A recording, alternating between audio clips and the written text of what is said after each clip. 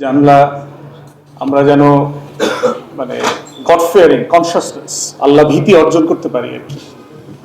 এখন আল্লাহ ভীতির তো অনেকগুলো জায়গা আছে, পার্সপেক্টিভ আছে। আমরা যারা রাজনৈতিক কর্মী, আমাদের জন্য আসলে আল্লাহ ভীতির জায়গাটা কোথায়? সিয়াসাতের জায়গা থেকে।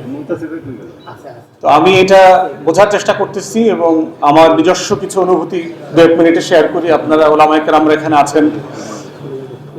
আল্লাহ ভীতির একটা জায়গা সিয়াসাতে হচ্ছে যে জমিন শাসন করার যোগ্যতা অর্জন করা একটা আল্লাহ ভীতির জায়গা যারা রাজনৈতিক কর্মী। যেমন আমরা প্রায় হচ্ছে ইলেকশন ইঞ্জিনিয়ারিং এর কথা বলছি, কিন্তু ইঞ্জিনিয়ারিং ঠেকাইতে পারাটাও কিন্তু রাজনৈতিক কর্মী হিসাবে আমাদের যোগ্যতা ছিল, যে যোগ্যতাটা আমরা অ্যাচিভ করতে পারিনি। পাঞ্জাবের জগতে একটি বিশ্বস্ত নাম শাবাব এথনিক ওয়্যার। তো ব্যাপারটা কি এরকম যে ওই কাজের জন্য আমরা আসলে যোগ্য হয়ে উঠি নাই। মানে চুরি করছি না ঠিক আছে, কিন্তু চুরি ঠেকানোর যোগ্যতাটা অর্জন করতে না পারাটা কিন্তু আমাদের একটা ফেইলিয়ার।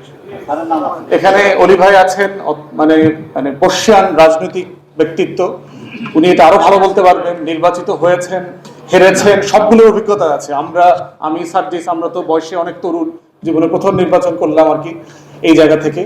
তো সেই জায়গাতে আমার কাছে মনে হয়েছে যে রমজানে আমরা যারা রাজনৈতিক কর্মী আছি, আজকে দেশের এই জায়গা থেকে আমাদেরকে বিবেচনা করা দরকার যে আমরা আসলে কি করতে পারতাম, কোন কোন জায়গায় জুলাই সনদে, ঐকমত্য কমিশনে যে সেফগার্ডগুলো রাখা দরকার ছিল সেগুলো আমরা রাখি নাই।